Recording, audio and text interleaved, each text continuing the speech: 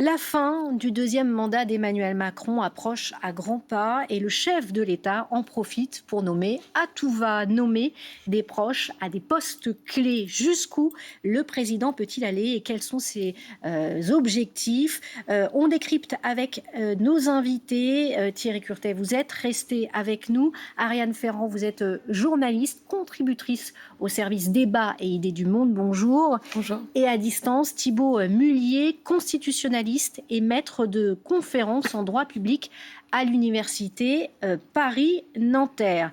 Avant de vous laisser la parole, on va essayer de comprendre qui sont ces fidèles dont l'avenir par Emmanuel Macron a été assuré. Guillaume Lavial, présentez-nous donc ces figures nommées par Emmanuel Macron. Oui, d'abord, Emmanuel Macron a nommé deux figures importantes à des postes clés. Celui de première présidente de la Cour des comptes, cette institution qui juge la gestion financière publique. Et pour cela, il a choisi Amélie de Montchalin, une proche d'Emmanuel Macron, donc qui a été secrétaire d'État puis ministre lors de ses deux mandats présidentiels. Ce poste, il est lié à l'âge. Elle pourrait rester jusqu'à 58 ans, ce qui fait qu'elle pourrait être en poste jusqu'en 2053. Autre nomination qui remonte à presque un an maintenant, celui du président du Conseil constitutionnel. Là encore, c'est un proche d'Emmanuel Macron qui a été choisi, puisqu'il s'agit de Richard Ferrand, qui peut rester jusqu'à 9 ans à ce poste, jusqu'en 2034 donc. Il reste néanmoins deux autres nominations importantes à Emmanuel Macron avant la fin de son mandat. Celui du gouverneur de la Banque de France, vous savez, suite au départ de François Villeroy de Gallo. C'est un mandat de 6 ans et là encore, ce sont des proches d'Emmanuel Macron qui sont pressentis. Et dernier poste, celui du vice-président du Conseil d'État. Là encore, c'est un poste lié à l'âge. La personne sera amenée à rester jusqu'à ses 68 ans et ça risque encore une fois de faire grincer des dents les oppositions. Alors, est-ce que ce sont des pratiques courantes pour un chef d'État ou plutôt exceptionnelles? Eh bien, oui et non, car en France, il y a eu une jurisprudence sous Nicolas Sarkozy avec la nomination à la Cour des comptes de Didier Migaud, qui était à l'époque une figure socialiste. Mais cette jurisprudence, elle a été très rapidement abandonnée par les présidents suivants. Il faut se dire qu'à l'époque, il y avait une alternance entre la gauche et la droite, donc il était plus simple de donner un contre-pouvoir à la première opposition. Aujourd'hui, ce serait plus compliqué. François Hollande, Emmanuel Macron lors de son premier mandat, et donc aujourd'hui, encore une fois, Emmanuel Macron clairement oublié cette démarche et renoue avec cette tradition de la Ve République qui remonte à Charles de Gaulle. Merci beaucoup Guillaume. Ariane Ferrand, quand on égrène tous ces noms, est-ce que ça vous choque? Non, c'est-à-dire que c'est une pratique qui existe, c'est ce qu'a rappelé notre journaliste depuis bien longtemps, c'est une pratique constitutive de la Ve République. En revanche, ce qui est un petit peu étonnant, c'est le contexte. C'est-à-dire que ce n'est pas parce que c'était fait avant qu'il faut continuer de le faire aujourd'hui. Parce qu'on est dans un contexte très spécifique où le président de la République n'a pas de majorité absolue, ce qui est quand même une première. On est dans un contexte où il est aussi dans un mandat finissant, ce qui contribue aussi à donner l'impression qu'à toute fin de sa présidence, il va nommer beaucoup de ses proches à des postes clés. Et surtout, on est dans un moment où la confiance envers le politique est extrêmement effritée. Le 9 février dernier, on avait le dernier baromètre du Cevipof sur la confiance politique qui nous montrait à quel point la confiance envers les politiques, c'est encore plus effrité qu'avant, notamment envers le président de la République qui tombe à 18% de confiance, qui est extrêmement peu.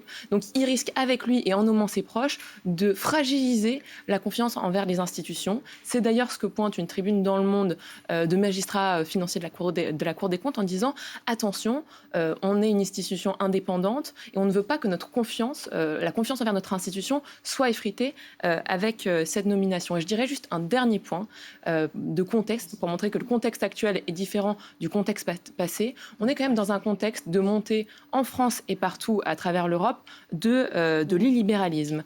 Or, avec l'illibéralisme, on a des critiques faciles envers les juges, notamment le juge constitutionnel, envers les autorités administratives indépendantes. Et donc, ce type de nomination va encore plus fragiliser dans ce contexte ces autorités-là. Alors, Thierry Curtet, il y a une nomination qui fait beaucoup parler, c'est celle d'Amélie de Montchalin. Elle est encore ministre des Comptes publics et finalement, elle va devoir contrôler son propre budget.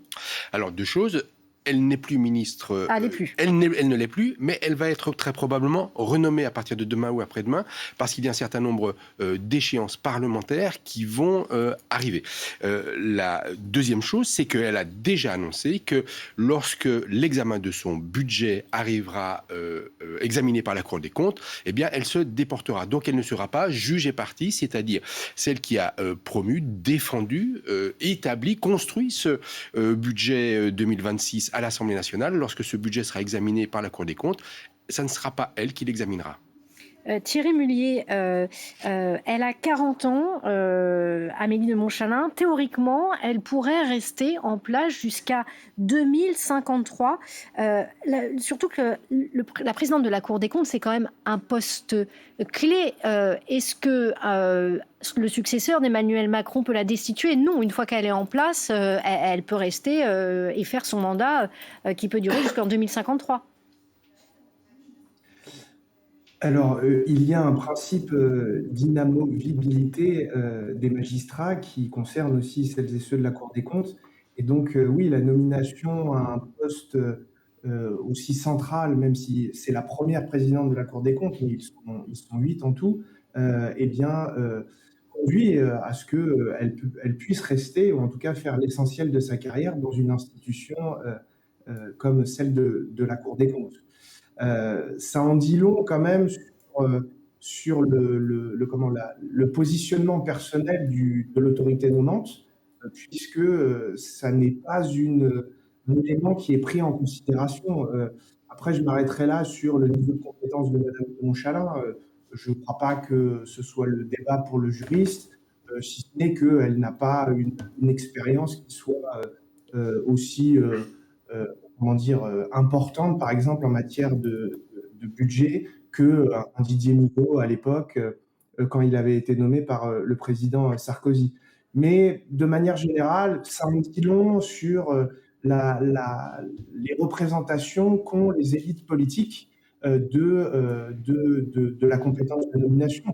Le problème, il est triple. Moi, j'ai entendu au début, c'est pas inquiétant. Moi, je trouve que c'est inquiétant, mais c'est quelque chose d'assez courant que le président de la République ait une latitude aussi importante dans la nomination, mais on a trop tendance, et c'est normal dans la Ve République, à se focaliser uniquement sur le président de la République. Et il y a des responsables aussi dans cette nomination. Il y a à commencer par le Premier ministre qui formellement doit contresigner, c'est-à-dire apposer sa signature à la nomination du président de la République.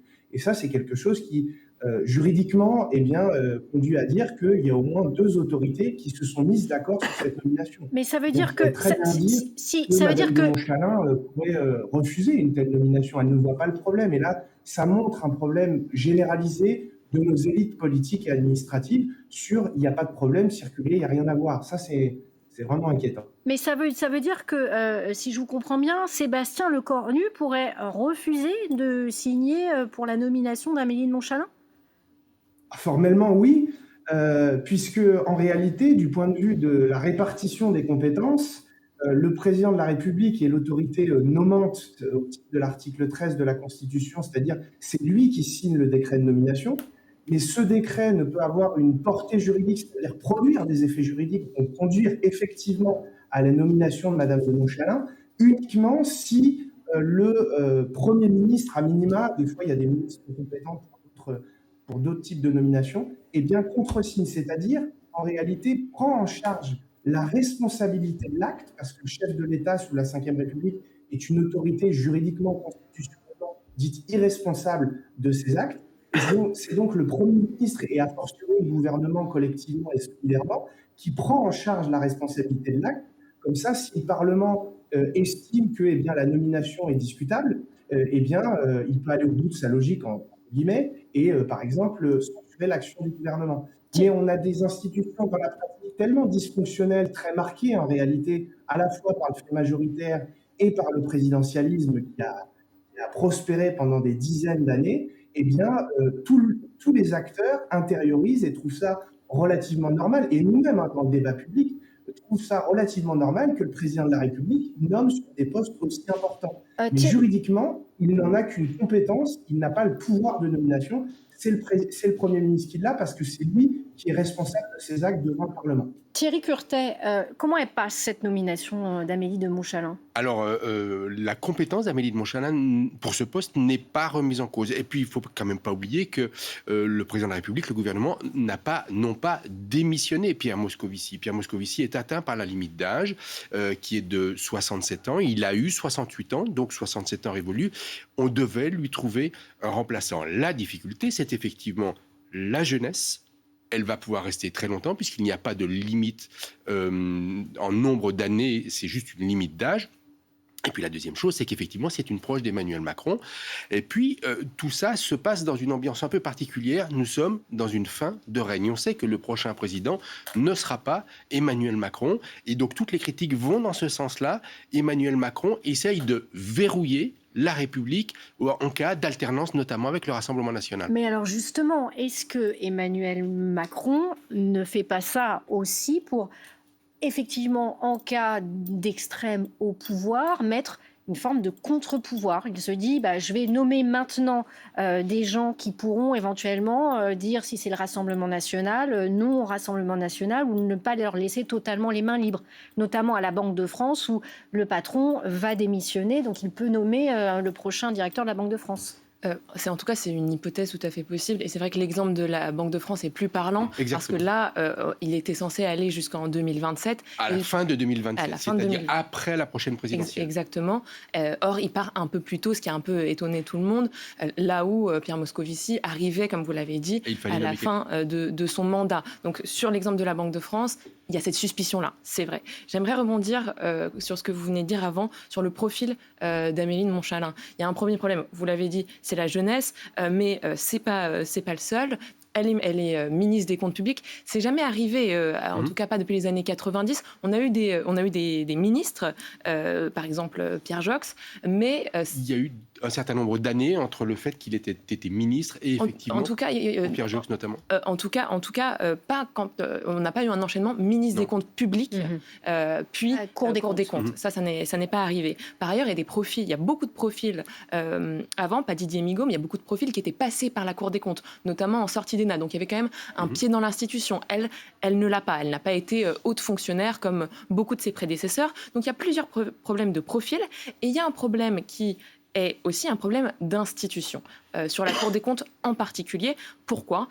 Premièrement, parce que le président de la Cour des comptes, le premier président, est inamovible, ce qui est une spécificité. Ailleurs, il y a beaucoup de mandats de plusieurs années, renouvelables ou non. Il n'y a pas le même système de contrôle. Il faut savoir qu'en 2008, il y a eu une réforme constitutionnelle, et pour beaucoup d'autorités indépendantes, il faut que les commissions de l'Assemblée nationale et du Sénat ne mettent pas un veto. Il y a 3/5 pour avoir un veto. Là, ce n'est pas le cas non plus. Il n'y a pas non plus, comme il peut y avoir au Conseil d'État, d'avis favorables ou défavorables qui émanent de l'institution. Donc il n'y a pas beaucoup de contrôle et de garde-fous, en particulier sur cette institution-là.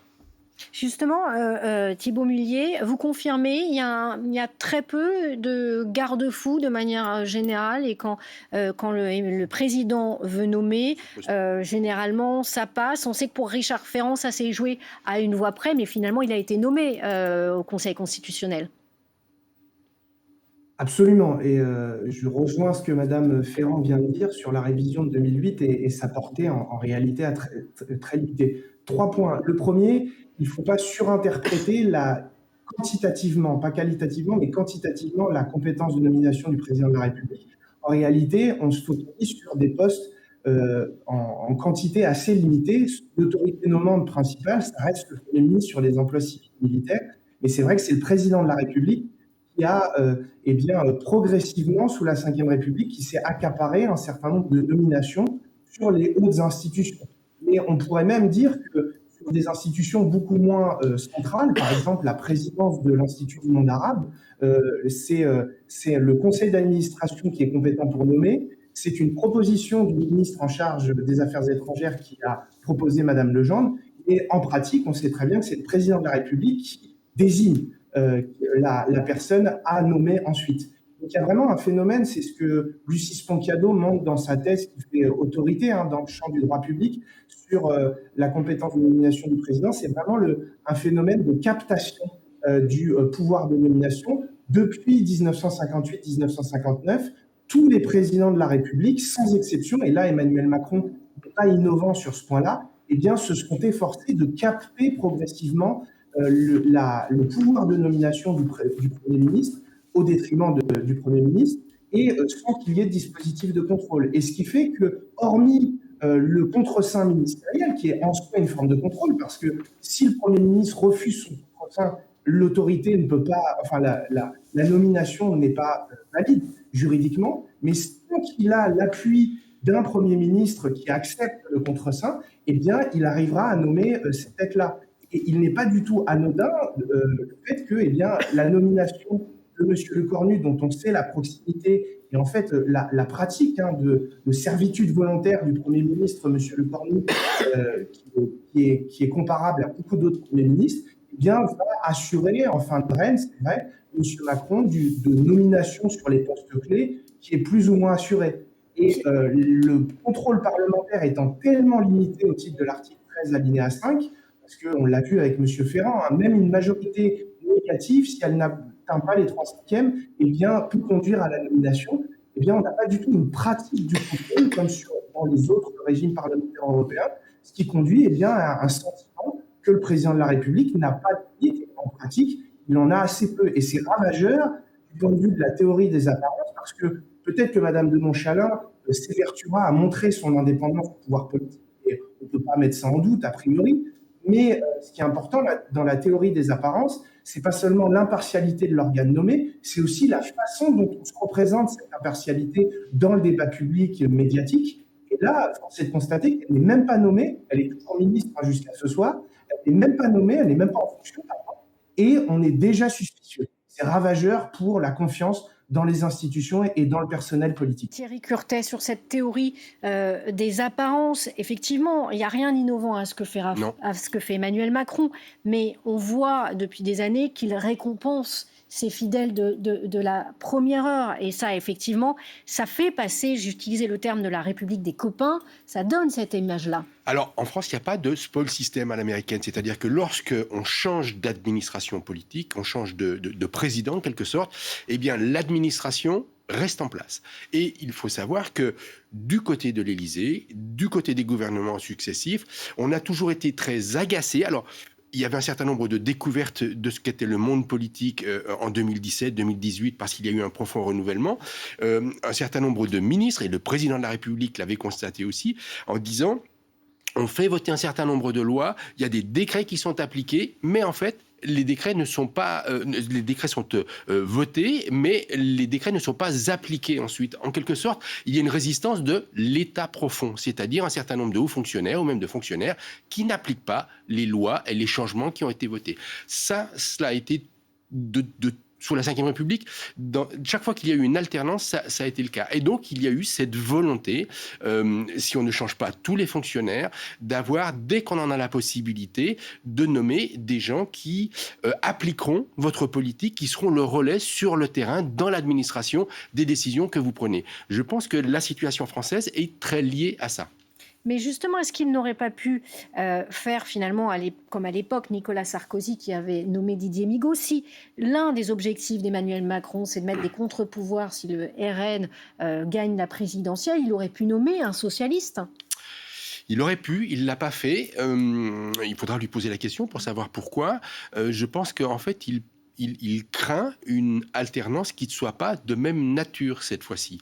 D'une certaine façon, de 58 jusqu'à nos jours, c'est toujours un grand parti central, c'est-à-dire la gauche puis la droite qui a gouverné. Ça n'a jamais été l'extrême droite ou l'extrême gauche. Et cette fois-ci, visiblement du côté d'Emmanuel Macron, eh bien, on prépare l'avenir et effectivement, on ne voudrait pas que le pouvoir qui va lui succéder et toutes les manettes puissent faire ce qu'il veut. En bon politique, il veut garder effectivement un certain nombre de pouvoirs.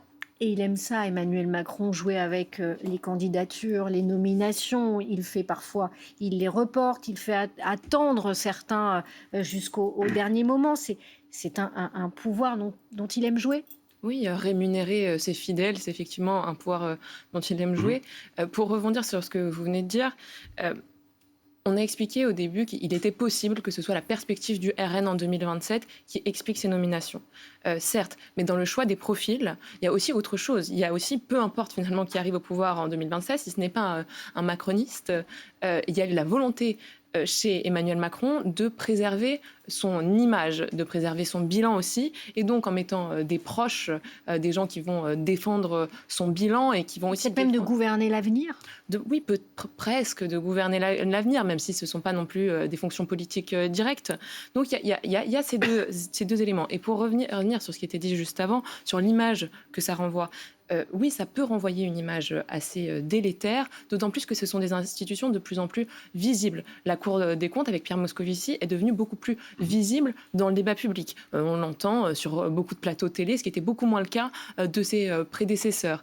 Sur le Conseil constitutionnel. Le Conseil constitutionnel, ses pouvoirs se sont quand même beaucoup étoffés depuis 1958. On pense notamment à sa décision de 1971 qui consacre ce qu'on appelle le bloc de constitutionnalité, c'est-à-dire que maintenant le juge constitutionnel a beaucoup plus de pouvoir pour préserver notamment les droits fondamentaux, et il est beaucoup plus visible dans l'espace public et aussi de ce fait beaucoup plus attaqué. Et donc à partir de ce moment-là, à partir du moment où c'est des institutions très visibles, très présentes dans le débat public et qui ont beaucoup de pouvoir, on peut se poser la question de quel type de profil on met à la tête de ces institutions et est-ce qu'il ne faudrait pas les professionnaliser, arrêter ce type de pouvoir de nomination. Enfin, c'est des questions qu'on peut se poser et qu'on peut se poser à l'aune de ces nominations aussi. Thibault Mullier, est-ce qu'une fois le nouveau président élu en place, est-ce qu'il pourrait destituer ou faire pression pour que certaines personnalités à la tête de ces institutions démissionnent, soient destituées, ou c'est quasi impossible? Alors, le terme destitution est un peu difficile. Grosso modo, pour un certain nombre de postes, le principe d'inamovibilité, notamment pour les magistrats, conduit à ce qu'il n'y ait pas de marge de manœuvre. Mais par exemple, au Conseil constitutionnel, il n'est pas possible de destituer M. Ferrand de sa fonction, mais il y a un renouvellement par tiers tous les 3 ans, sauf problème de santé ou nomination dans le gouvernement, comme c'était arrivé pour Madame Belloubet, il y a un renouvellement partiel tous les 3 ans. Et ce qui fait qu'un nouveau président de la République pourrait très bien nommer un nouveau membre, parce que là, il y a habilité, et en profiter, si je puis dire, pardon de l'expression, pour nommer un nouveau président de du Conseil constitutionnel. En fait, c'est la destitution, il faut à chaque fois regarder qui est en poste, est-ce qu'il y a une règle d'inamovibilité et est-ce qu'on peut changer, à défaut de changer la personne, changer celui qui dirige. Et puis, il y a des postes qu'on dit à la décision du gouvernement dans le jargon. Ça, c'est des postes d'ambassadeurs, par exemple. C'est des postes très sensibles, mais qui sont beaucoup plus à disposition de l'exécutif et donc, par voie de conséquence, peuvent être beaucoup plus facilement changés. C'est pas un système de spoil system, c'est le cas de le dire, comme ça a été rappelé très justement, mais il y a certains postes très proches du pouvoir exécutif, ou les préfets par exemple, qui peuvent être beaucoup plus facilement changés en cas de changement de majorité et donc de changement de président. Mais encore une fois, ce n'est pas parce que vous changez le président que vous pouvez changer beaucoup de têtes si en face, vous avez une majorité à l'Assemblée nationale et donc un gouvernement qui vous est hostile. Là, le tour de force d'Emmanuel Macron, c'est que quand bien même nous n'ayons pas de fait majoritaire depuis la dissolution ratée de 2024, quand bien même il n'y a pas de majorité absolue qui soutienne la politique du président de la République, la fragmentation et en fait la tripartition de l'échiquier politique conduit à ce qu'il a été en capacité de nommer un proche à Matignon, et donc ça lui garantit de faire survivre son pouvoir de nomination comme si on était en période présidentialiste. C'est quasiment une anomalie de la logique de la pratique. Mais on a bien vu, par exemple, dans les périodes de cohabitation, que là, les nominations à des postes importants sont beaucoup plus difficiles ou bloquées s'il n'y a pas de consensus entre le président et à minima le Premier ministre et éventuellement certains ministres compétents. Merci beaucoup Thibault Mullier, merci à Ariane Ferrand et merci à vous Thierry Curtet d'avoir été autour de la table. Ne bougez pas, dans un instant, c'est le journal de Séverine Laroui qui reviendra sur les crues qui se stabilisent très lentement.